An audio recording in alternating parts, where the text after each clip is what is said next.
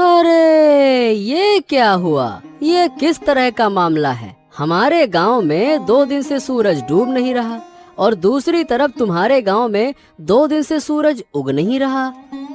और नहीं तो क्या।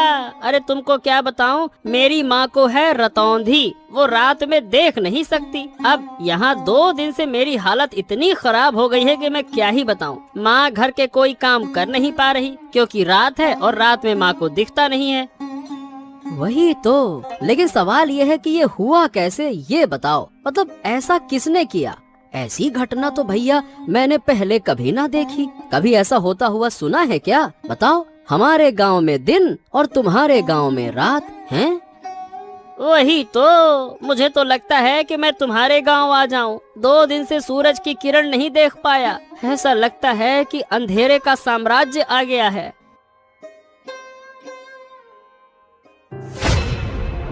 अरे अरे अरे अरे, ये क्या हुआ? ए भैया, तू ऐसे गिर काहे पड़ा? हरेंद्र, क्या हो गया तुझको?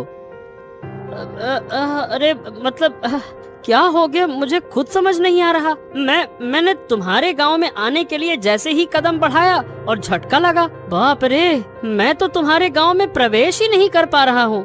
ऐसा लग रहा है कि जैसे बीच में कोई दीवार खड़ी हो। क्या बात कर रहा है? तो क्या हम एक गांव के लोग दूसरे गांव में नहीं जा सकते क्या? वही तो भैया, लग तो ऐसा ही रहा है। लगता है कि इन दोनों गांव के बीच में कोई अदृश्य कांच की दीवार खड़ी हो गई है। अरे अब क्या करूं, मुझे तो समझ नहीं आ रहा। चल फिलहाल के लिए तू घर जा, अब देखते हैं क्या किया जा सकता है। कोई उपाय मिल जाए तो मुझे भी बता देना। दोनों गांव में अचानक अजीब घटना हुई। एक गांव में लगातार 2 दिन तक दिन और दूसरे गांव में लगातार 2 दिन तक रात। ऐसी समस्या पहले कभी नहीं देखी गई थी। ओ माँ माँ, अब अच्छा नहीं लग रहा। रात क्यों नहीं हो रही है? इतना लंबा दिन मैंने कभी नहीं देखा। मैं सो भी नहीं पा रहा हूँ, मुझे नींद भी नहीं आ रही। सो नहीं पा रहे हो? क्या हुआ? जाकर सो जाओ। सोने में क्या परेशानी है? मैं क्या सो नहीं रही? वाह, रात के बिना सोने का क्या मजा होता है। रात के बिना सोने से लगता है कि जैसे दिन में सो रहा हूँ। इतना उजाला सहन नहीं हो रहा। ऐसा क्यों हो रहा है माँ? क्यों क्यों माँ? क्या पता किसकी नजर पड़ गई हमारे गांव पर। शायद कोई शाप लग गया है। सुना है हमारे पास वाले गांव में तो 2 दिन से रात हो रही है।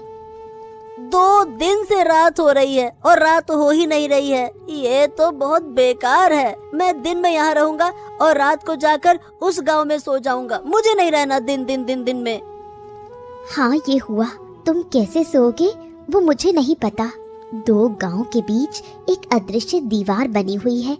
वो दीवार पार करके इस गांव के लोग दूसरे गांव में या दूसरे गांव के लोग हमारे गांव में नहीं जा पा रहे। तो क्या होगा माँ? क्या हमारे गांव में कभी रात नहीं आएगी? हमारा गांव ऐसा क्यों हो गया? अगर रात नहीं होगी तो सूरज की गर्मी में हमारा पूरा गांव जलकर खाक हो जाएगा माँ। क्या पता बेटा, हमारे भाग्य में क्या है। लेकिन ऊपर वाला जो करेगा वो हमारे भले के लिए ही करेगा। हाँ, मुझे ये सब कुछ अच्छा नहीं लग रहा माँ। मैं सो नहीं पा रहा हूँ। मेरा सर दुख रहा है। 2 दिन से मेरा सर घूम रहा है। शरीर भी लगता है कि जैसे बीमार हो गया है। मैं क्या करूँ माँ? ओहो, तुम यहाँ से जाओ और अब परेशान मत करो। वैसे भी मैं खुद तकलीफ से जूझ रही हूँ। दूसरी तरफ तुम मुझे बार बार परेशान कर रहे हो।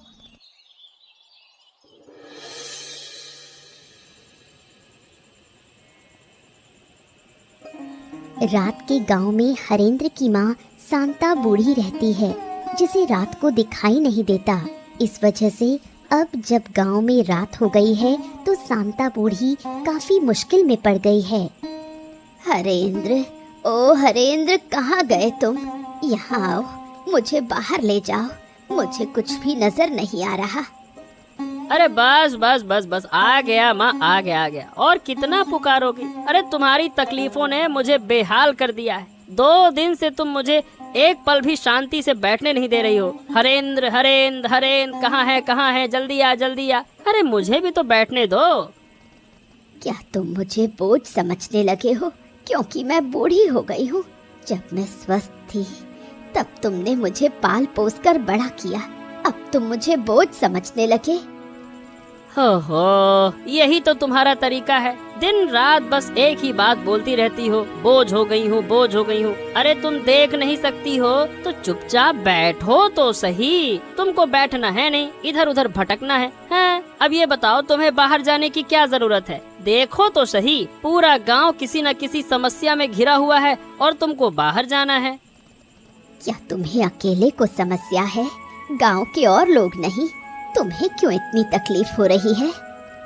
ऐसा है अम्मा कि मेरी तरह किसी के पास ये रतौंधी वाली माँ नहीं है जिसे लेकर वो परेशान हो। नहीं तो कोई काम तुम्हारे लिए अब नहीं है। घर के सारे काम मुझे करने पड़ते हैं और तुम्हारी देखभाल भी तो मुझे ही करनी पड़ती है। बस बस, मेरी और देखभाल करने की जरूरत नहीं। जिस दिन मर जाऊंगी उस दिन तुम समझ पाओगे। तुम लोग बड़े होकर शायद बूढ़ी माँ को ऐसी हालत में छोड़ देते हो। ओहो, बस बस बस बस बस, अब ऐसी बातें मत करो। चलो बताओ कहाँ जाना चाहती हो, मैं तुम्हें लेकर चलता हूँ। फिर खाना भी बनाना है, तुम्हें खाना देना होगा, फिर बर्तन साफ करने हैं, तुम्हारा बिस्तर लगाना है, बहुत सारा काम है। चलो जल्दी बताओ कहाँ जाना है।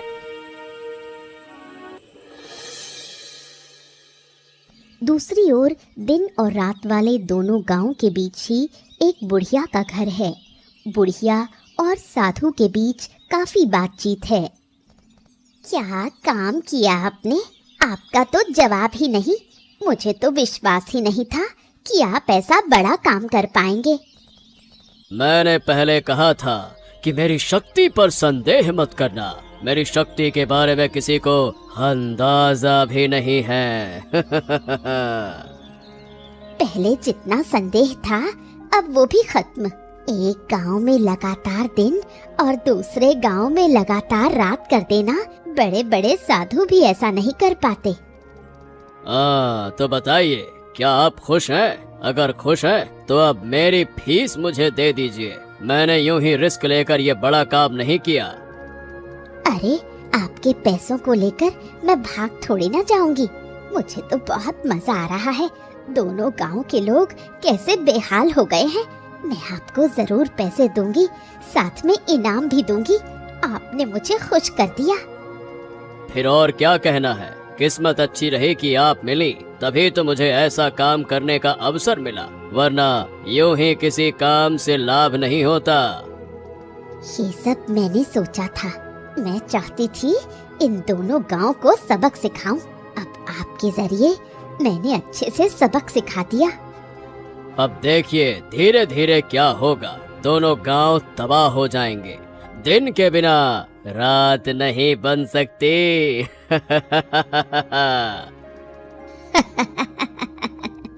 मैं भी यही चाहती थी।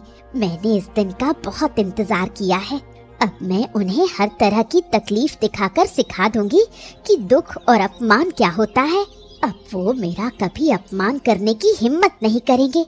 मैं चाहती हूँ कि इन दोनों गांव के बीच सिर्फ मैं बची रहूं और कोई ना रहे। अरे अरे बेटा, अरे रुक जाओ बेटा, इस तरह से क्यों दौड़ते हो? क्या हो गया? अरे रुक जाओ, गिर जाओगे। बेटा रुको रुको। पिताजी पिताजी, हाँ, पिताजी पिताजी, मुझे एक बड़ी बात पता चल गई है। मैंने दिन और रात की असली वजह जान ली है। पिताजी पिताजी पिताजी, अब आप कुछ उपाय निकालो, वरना दोनों गांव वाले मर सकते हैं। अरे बेटा शांत हो जा। हाँ, अब ये बता क्या हुआ, कैसे जाना तुमने, बता मुझे। पिताजी पिताजी, हमारे दोनों गांव के बीच में उस बुढ़िया का घर है ना, वही बुढ़िया जो गांव वालों से बात भी नहीं करती, ये सब कुछ वही करवा रही है। क्या? ये क्या कह रहे हो तुम? क्या सच में ऐसा है? पर ये बताओ, तुम्हें कैसे पता चला कि वो करवा रही है? अब मैं सच कह रहा हूँ पिताजी। मैं थोड़ा क्या है कि बाहर गया था तो बुढ़िया के घर से ना हंसी ठहाके की आवाजें आ रही थी। मैं चुपके से गया, मैंने सब कुछ सुना और देखा कि बुढ़िया ना एक साधु के साथ में योजना बना रही थी। पिताजी, जो करना है अब जल्दी कीजिए। मुझे लगता है कि वो साधु ना बड़ा शक्तिशाली है। ओ, अब जब सब कुछ खुल ही गया है तो उस बुढ़िया को छोड़ना नहीं चाहिए। वो जिद करके हमारे विनाश की कोशिश कर रही है ना। वही तो, पर ये समझ में नहीं आ रहा पिताजी कि वो ऐसा कर क्यों रही है। मतलब वो हमसे गुस्सा है क्या? और गांव वाले उससे बात क्यों नहीं करते? हाँ, ये सब बातें जानने के लिए अभी तुम बहुत छोटे हो बेटा। चलो मैं जाता हूँ, हरेंद्र से बात करूँगा, फिर हम दोनों मिलकर बुढ़िया के घर जाएंगे और समझाएंगे। नहीं तो इसके अलावा तो कोई और उपाय नहीं दिखता। वही तो पिताजी, जल्दी कीजिए। मुझे उस साधु पर भरोसा नहीं है। बहुत ही बेकार हंसी हंसता है वो पैसे लेकर चला गया और यकीन है कि वो वापस आएगा।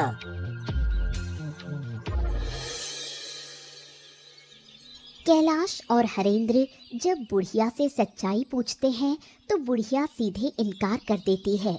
वो किसी भी तरह ये मानने को तैयार नहीं कि उसका इसमें किसी भी तरह का रोल है। ओ सुनो बुढ़िया, हमने तुम्हारे साथ कुछ नहीं किया और जिन लोगों ने ये किया अब वो जिंदा नहीं है। फिर भी तुम हमसे क्यों नाराज हो, मुझे समझ में नहीं आता। नाराज ना रहूं तो क्या करूं? तुम लोग मेरे किसी काम के नहीं। मैं यहाँ अकेली हूँ, मुझे कितनी मदद चाहिए तुम्हें इस बात का अंदाजा भी है। मेरे साथ दो शब्द बोलने वाला भी कोई नहीं। ऐसा है कि लोग तुमसे बात इसलिए नहीं करते क्योंकि तुम गुस्सैल हो, तुम्हें गुस्सा बहुत आता है। गांव वाले तुमसे डरते हैं, इसीलिए कोई तुम्हारे पास नहीं आता। पर इसका मतलब ये नहीं है कि तुम हमारे गांव को नुकसान पहुंचाओ। तुमने किया या नहीं किया इसका राज खुल चुका है, हम सब जान चुके हैं, इसीलिए इनकार मत करो। तुम लोग मेरा बार बार अपमान करते हो, मुझे बदनाम करते हो। इसका अंजाम अच्छा नहीं होगा। मैंने एक बार सब बर्दाश्त कर लिया। अगर ये सब मेरे साथ दोबारा हुआ तो ऐसा मत सोचना कि मैं तुम लोगों पर रहम कर लूंगी। अरे बुढ़िया, तुम बेकार में गुस्सा कर रही हो। हम तर्क करने नहीं आए हैं, हम शांति पूर्वक प्रेम पूर्वक बातें करने आए हैं। देखो, एक बार गांव की हालत तो देखो। एक गांव में सूरज उग नहीं रहा और दूसरे गांव में सूरज डूब नहीं रहा। ऐसे हालात पहले कभी किसी ने देखे हैं क्या? बताओ। अचरज की बात क्या है? तुम बार बार वही बातें क्यों कर रहे हो? क्या हुआ नहीं हुआ मैं वो देख ही रही हूँ। मैं इससे जुड़ी हुई हूँ। तुम लोग यहाँ से चले जाओ, मुझे अकेला छोड़ दो।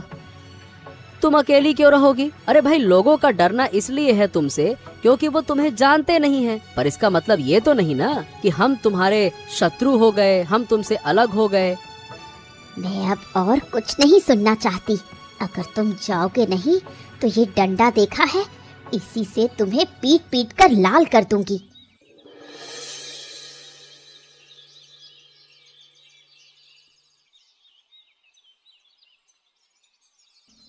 क्या तुम सच में उस बूढ़ी के पास गए थे? रिशान ने मुझे बताया। कुछ फायदा हुआ क्या? हाँ, जितना समझ में आया उससे ये पता चला कि आराध्या, वो जो बुढ़िया है ना, वो दोनों गांव पर बहुत गुस्सा है। इसीलिए बूढ़ी ने किसी साधु की मदद से हमारे इन दोनों गांवों के साथ में ऐसा किया। तो क्या इन दोनों गांव को फिर पहले जैसा करना संभव नहीं? ऐसा लगता तो नहीं है। मैंने और हरेंद्र ने मिलकर बूढ़ी को वैसे तो बहुत समझाने की कोशिश की, पर सही बताऊं बूढ़ी सुनना ही नहीं चाहती है। वो किसी भी तरह से हमारी बात समझना ही नहीं चाहती है। सच में मुझे तो डर लग रहा है। अगर ऐसे ही चलता रहा तो गांव में कोई नहीं बचेगा। धीरे धीरे सब कुछ नष्ट हो जाएगा। तुम सब लोग चिंता मत करो, देखना मैं सब ठीक कर दूंगा।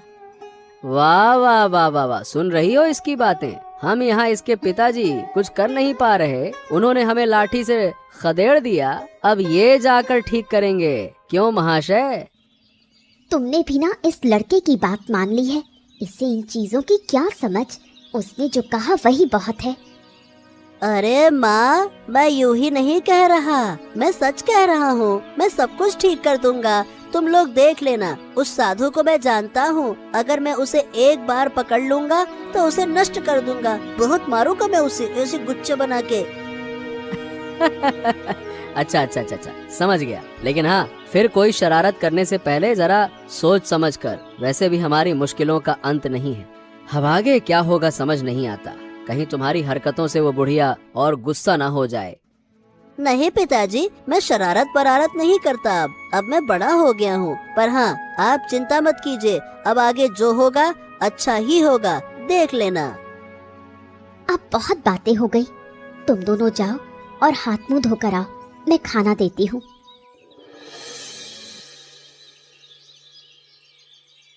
अरे साधु बाबा, आइए आइए बैठिए। मैं तो आपका ही इंतजार कर रही थी। कितनी बातें हुई, आपको तो कुछ पता ही नहीं। क्या बात है? फिर क्या हुआ? कोई नई कहानी हुई क्या? गांव वालों को सब पता चल गया है कि ये मैंने ही किया है, पर मैंने इनकार कर दिया। सब मेरे पास आए थे, मैंने उन्हें भगा दिया। उनका इस विपत्ति में पड़ा हुआ चेहरा देखकर मुझे कितनी खुशी हुई। ठीक है, तुमने इनकार किया, ये अच्छी बात है। लेकिन पर जब लोग शक करते हैं तो बिना कुछ जाने, बिना किसी वजह के शक नहीं करते। कुल मिला के बात ये है कि किसी तरह से कोई हमारी बातें सुनकर गया है। कौन सुनेगा? मेरे घर के आसपास कोई नहीं आना चाहता। वो मुझे डायन कहते हैं, बोलते हैं मैं काला जादू करती हूँ। धीरे धीरे तुम्हारे मन का सारा दुख दर्द मिट जाएगा, है ना? अरे ये मेरा कमंडल कहाँ गया?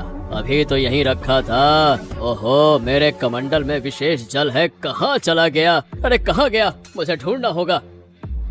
अरे ए लड़के, मेरा कमंडल दे दे। मैं कह रहा हूँ मेरा कमंडल दे दे। तेरी इतनी हिम्मत कि मेरा कमंडल तू चुराए? मैं तुझे छोड़ूंगा नहीं।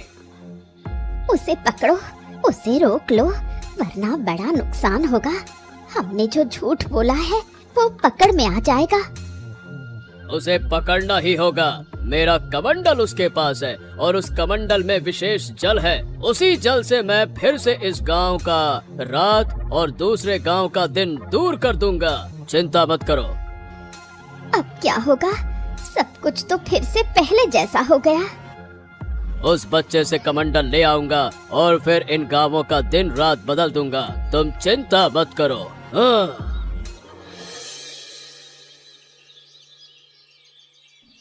ए लड़के, तेरी इतनी हिम्मत कि तूने मेरा कमंडल छुआ? मैं तुझे श्राप दे सकता हूँ, क्या तू जानता है?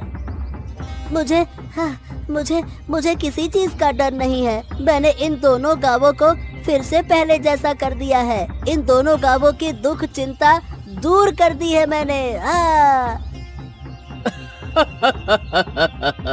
अरे मूर्ख बच्चे, तू इतना छोटा सा लड़का, पिद्दी सा, तू क्या समस्या दूर कर पाएगा? चल ला, मेरा कमंडल मुझे दे दे। उस कमंडल के पानी से मैं फिर से इस गांव की रात और दूसरे गांव का दिन, ये जो समस्या है इसे दूर कर दूंगा। ला। मैं कभी ऐसा होने नहीं दूंगा। मैं इस कमंडल का पानी फेंक दूंगा, फिर देखता हूँ कि तुम दोबारा से एक गांव में रात और दूसरे गांव में दिन कैसे कर पाते हो। ए लड़के, मुझसे चालाकी मत कर, वरना इसका बहुत बुरा परिणाम भुगतना होगा। बच्चे, बिल्कुल बच्चे जैसे रह, ज्यादा बड़ेपन का ढोंग मत कर, समझा? फिर आप लोग इन दोनों गांवों को इतना नुकसान क्यों पहुंचा रहे हो? आप एक साधु बाबा हो, आप एक साधु महाराज हो, आपको तो गांव वालों की मदद करनी चाहिए ना। बेशक मैं मदद कर रहा हूँ, मैं बूढ़ी की मदद कर रहा हूँ, उसके दुख तकलीफ दूर कर रहा हूँ। ये तुम्हारी समस्या नहीं है और तुम्हारी समझ के बाहर की चीज है। चलो अब लाओ, मेरा कमंडल मुझे वापस करो। नहीं नहीं नहीं नहीं नहीं, मैं नहीं देने वाला। मैंने कह दिया ना, नहीं दूंगा, नहीं दूंगा तो नहीं दूंगा। किसी भी सूरत में तुम्हें ये कमंडल नहीं मिलेगा। ठीक है, तो अब तू दंड भुगतने के लिए तैयार हो जा, शरारती बच्चे। अरे छोड़ दो मुझे, छोड़ दो, मैं कह रहा हूँ छोड़ दो। अगर मेरे पिता को पता चला तो वो आपको गांव से निकाल देंगे और आप फिर कभी इस गांव में नहीं आ पाएंगे। छोड़ दो मुझे, छोड़ दो। जब पहले मैं तुझे बोल रहा था तो तू तो नौटंकी कर रहा था, अब तू बच कर दिखा। जब अच्छे से बोला था तब तो माना नहीं। तुझे मैं जरूर खत्म कर दूंगा। मेरे साथ शरारत करने आया था ना तू? चल। रिशान को न पाकर कैलाश का परिवार पगला सा हो जाता है। लोग समझते हैं कि इस अनहोनी के पीछे जरूर बुढ़िया का ही हाथ है। बूढ़ी माँ, बूढ़ी माँ, बूढ़ी माँ, हमें बचाओ, हमारी मदद करो बूढ़ी माँ। हम तुमसे हाथ जोड़कर विनती कर रहे हैं बूढ़ी माँ। क्या हुआ? फिर कोई अनहोनी हो गई? मैं किसी की मदद नहीं कर सकती। मैं मदद करने वाली नहीं हूँ। तुम लोग तो मुझे डायन कहते हो, बोलते हो मैं काला जादू करती हूँ।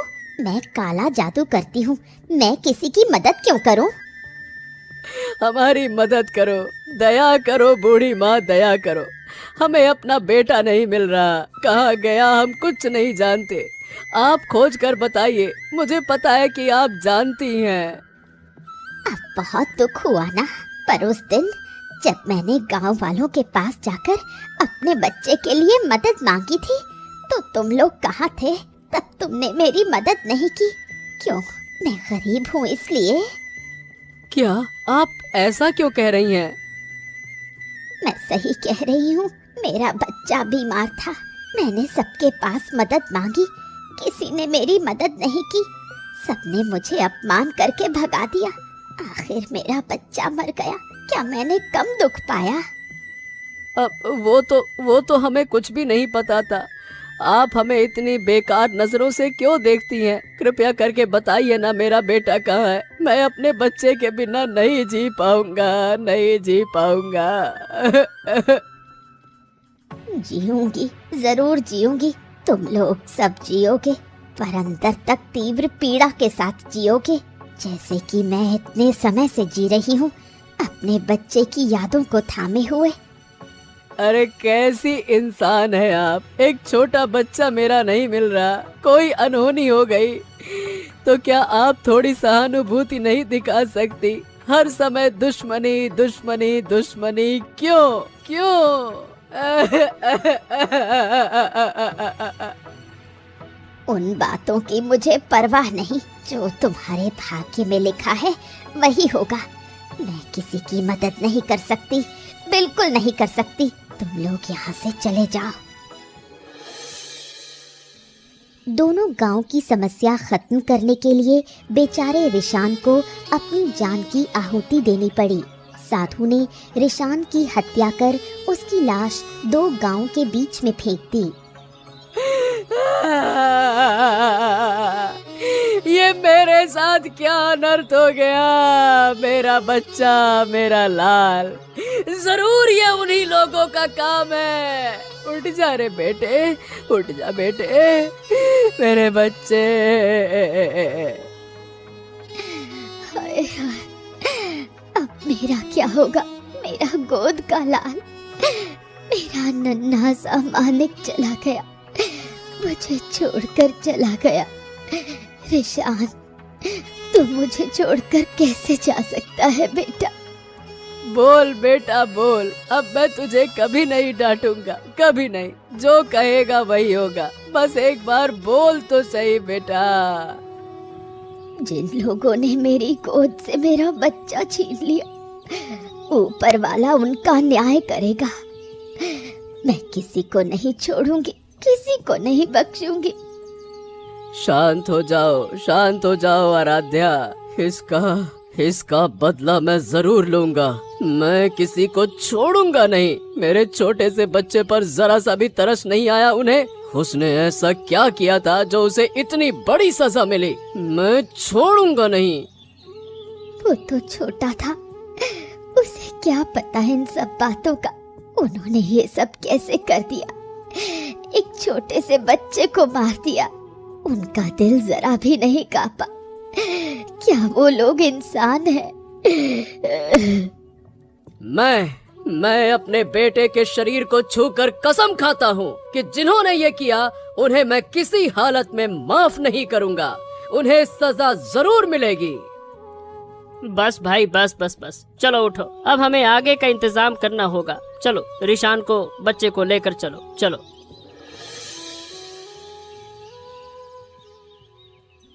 हाँ क्या बूढ़ी, अब तो तुम खुश हो ना? तुम्हारी मनोकामना धीरे धीरे पूरी कर रहा हूँ। अब तुम मेरी तरफ भी थोड़ा ध्यान दो। अरे आप चिंता मत कीजिए, आपके सारे पैसे मैं दे दूंगी, कोई दिक्कत नहीं होगी। आप बस इसी तरह मेरा काम करते रहिए। मैं इतनी खुश पहले कभी नहीं हुई। अगर तुम चाहो तो मैं तुम्हें और भी खुश कर सकता हूँ। जरूर चाहती हूँ, मैं चाहती हूँ कि इन दोनों गांव का एक भी बच्चा जिंदा ना बचे, सबकी गोद खाली हो जाए। आज जो लोग रो रहे थे उन्हें देखकर मुझे कैसी पिशाची सी खुशी मिल रही थी, क्या बताऊं। बहुत बढ़िया बहुत बढ़िया। तो तुम पैसों का इंतजाम करो, मैं एक एक करके इन दोनों गांव के सारे बच्चों को मार दूंगा। मैं वादा करता हूँ कि इन गांव में एक भी बच्चा जिंदा नहीं रहेगा। यही तो मैं चाहती हूँ, मैं इसी दिन का इंतजार कर रही थी। बेटे तू ऊपर बैठा देख रहा है ना, देख तेरी माँ तेरी मौत का बदला ले रही है। जो दर्द मुझे हुआ था वही दर्द अब मैं सबको दूंगी। इतनी जल्दी खुश मत हो, हमें धीरे धीरे सब करना होगा। आज से हर रात इन दो गांवों में एक एक बच्चा गायब होगा और मैं उसका बलिदान दूंगा। इससे तुम्हारा भी फायदा होगा और मेरा भी स्वार्थ सिद्ध होगा। कोई दिक्कत नहीं, मैं हर रात तुम्हें बच्चों को पकड़ने में मदद करूंगी। जरूरत पड़ी तो खुद पकड़ कर लाऊंगी। सब मुझे डायन कहते हैं, अब मैं उन्हें दिखाऊंगी असली डायन क्या होती है। तो फिर ठीक है, मैं बलिदान की पूरी व्यवस्था करता हूँ। हर रात एक बच्चे की हत्या करनी होगी, तभी मैं और शक्तिशाली बनूंगा। नहीं, अब ये सब कुछ और नहीं चलेगा। मैंने अपने बेटे को खो दिया है, मैं नहीं चाहता कि किसी और का बच्चा ऐसे मरे। बच्चे को खोने का दर्द मैं अच्छी तरह से जानता हूँ। हाँ लेकिन कैलाश, अब हम करेंगे क्या दादा? वो साधु तो बहुत ताकतवर है, उससे हम लड़ेंगे कैसे? साधु को बाद में देख लेंगे, पहले उस डायन बूढ़ी का कुछ करना होगा। उसका दिमाग खराब हो गया है, बेटे को खोकर पागल हो गई है वो पागल। अच्छा ठीक है, लेकिन हम उसे मार तो नहीं सकते हैं ना?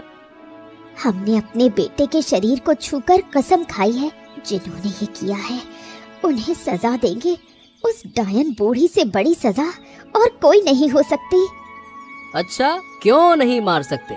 जब उसने मेरे बच्चे को नहीं छोड़ा, जब उसे गांव के सभी बच्चों को मारने का मन हो रहा है, तो मैं भी उस विकृत दिमाग की डायन को मार सकता हूँ। बिल्कुल मार सकता हूँ। खून का बदला खून, बिल्कुल। और मैंने तय कर लिया है, बूढ़ी को मैं जिंदा जला दूंगा। उसके लिए यही सजा सही रहेगी। अगर वो जिंदा रही तो कभी नहीं सुधरने वाली। उसका दिमाग पूरी तरह से खराब हो चुका है। ठीक है, मुझे कोई आपत्ति नहीं है, लेकिन गांव के लोग क्या कहेंगे? एक जिंदा इंसान को जलाकर मार देंगे तो क्या ये ठीक रहेगा?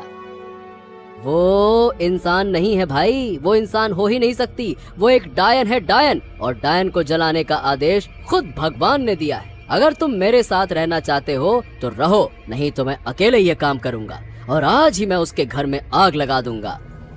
नहीं नहीं नहीं नहीं, ऐसी बातें क्यों कर रहे हो? मैं तुम्हारे साथ रहूंगा। ये बूढ़ी हमारे गांव के लिए भी बड़ी मुसीबत बन गई है। अब बस बहुत हो गया, चलो जो फैसला लिया है वही करेंगे, चलो। बूढ़ी के घर में आग लगाने से वो जलकर मर गई। उसके मरने के बाद सब लोगों ने मिलकर साधु को सजा देने का निश्चय किया। साधु, ओ साधु, अरे कहाँ है रे तू? आज तेरे पापों का अंत होगा, निकल बाहर। क्या हो गया? सब लोग मेरे आश्रम में क्यों जुटे हो? क्या तुम्हें मेरी शक्ति का अंदाजा नहीं है क्या? अहंकार पतन की जड़ है, ये बात जानते हैं ना आप? मुझे ये बातें सिखाने मत आओ। मैं साधु हूँ, साधु। मेरी शक्ति असीम है। चाहूँ तो मैं अभी तुम सबको समाप्त कर दूंगा।